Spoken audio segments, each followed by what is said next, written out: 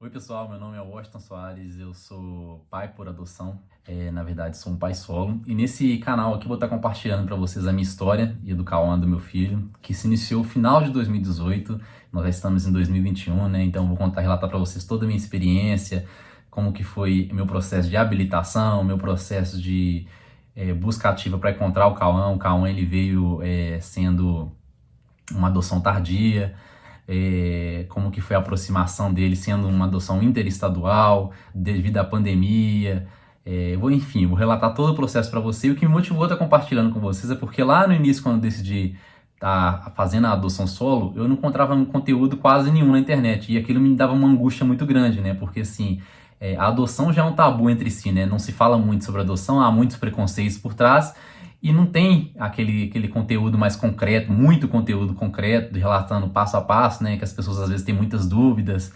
Enfim, então aqui vocês vão poder estar acompanhando toda a minha história. Obviamente estou compartilhando a minha história, não tenho nenhuma experiência, né? Nem algo técnico para estar passando para vocês. É só relatando minha experiência mesmo para motivar outras pessoas que têm interesse na adoção ou tem algum parente, algum conhecido que também busca sobre esse assunto e deseja realizar seus sonhos tornando pai ou mãe solo por adoção. Mas antes de mais nada, eu quero que vocês, se vocês puderem, se inscrever aqui no canal, né? Deixar o like, comentar bastante, me seguir nas redes sociais também, né? Eu tenho meu Instagram também, que eu vou colocar algum lugar do vídeo aqui para vocês seguirem. Lá vocês podem ter um contato mais direto comigo, tá acompanhando um pouco do dia a dia meu e do meu filho. E é isso, gente. Bom, então vamos lá. Eu sempre tive vontade de ter pelo menos um filho por adoção. Eu acho que assim, eu já nasci com isso já. Eu gosto muito de criança, sempre gostei muito de criança, me dou muito bem com crianças. E final de 2018, né, eu passei em frente à vara da infância e da juventude aqui de Belo Horizonte, que é a cidade onde que eu moro, e me deu um estalo, falou assim, vou entrar para ver como é que funciona esse processo de adoção, né? Por curiosidade mesmo, nada que eu falei assim, não, já quero adotar, enfim, já tenho um perfil traçado da criança.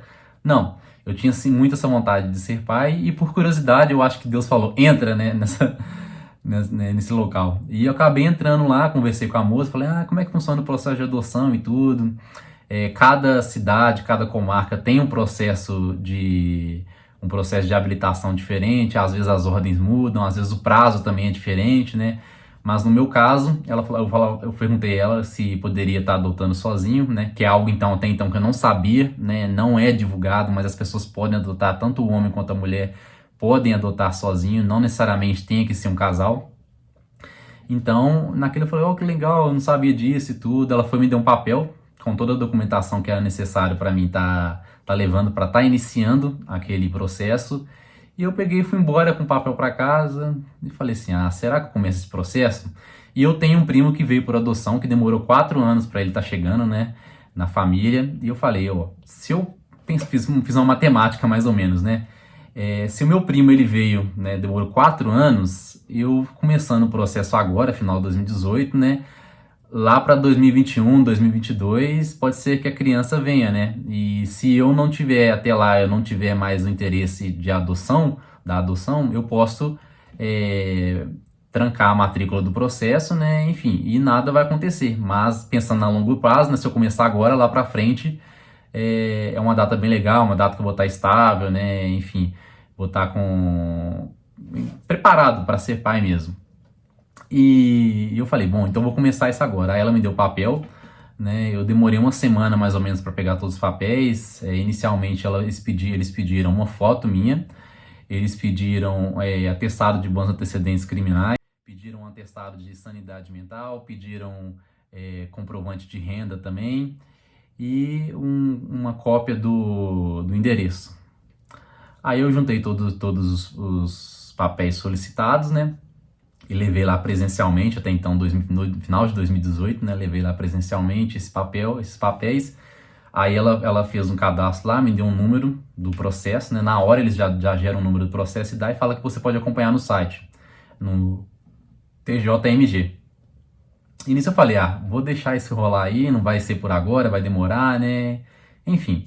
E nisso viramos o ano 2018 para 2019, mais ou menos em março, abril de 2019 foi quando tiveram o primeiro contato comigo.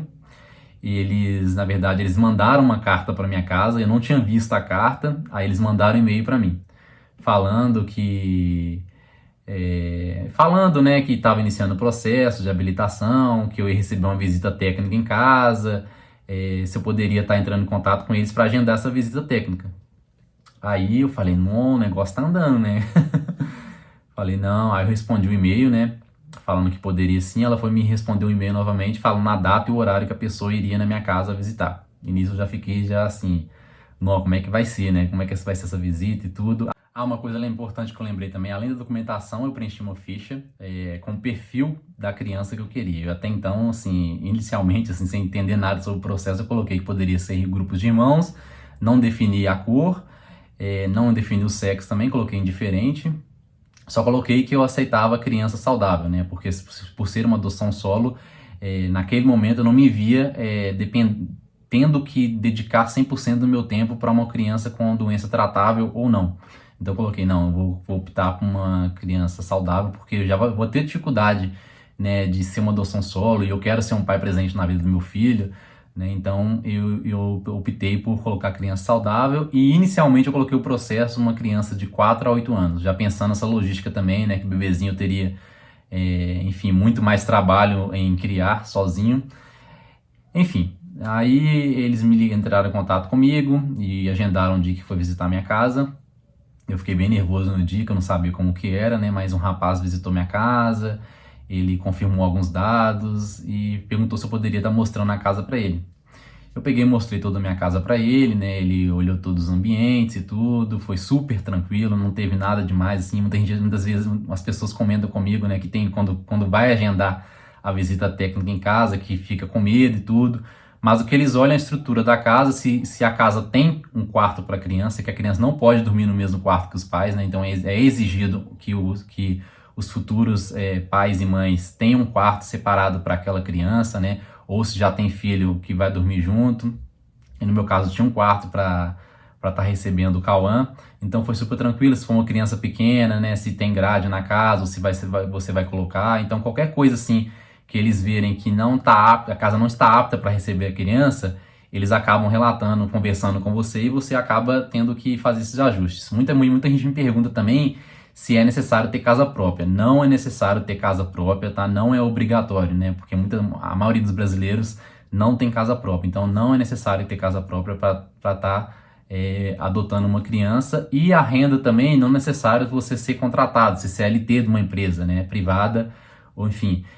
Você precisa comprovar sua renda, você pode ser autônomo também comprovando isso, né? Porque você tem que provar que você tem condições financeiras de estar sustentando seu filho também. Então essa foi a parte da visita técnica na minha casa. No vídeo 2 que eu vou postar mais pra frente, eu vou explicar como foi a segunda parte, que foi a parte do curso que eu participei, da entrevista com a psicóloga e também com a assistente social. Então espero que vocês tenham gostado, né? Que vocês curtam bastante, deixem bastante comentário aqui, sugestões de vídeos que vocês querem assistir também. Não esqueça de se inscrever no canal, é muito importante vocês se inscreverem e compartilhar também. E é isso, até a próxima, abraço a todos.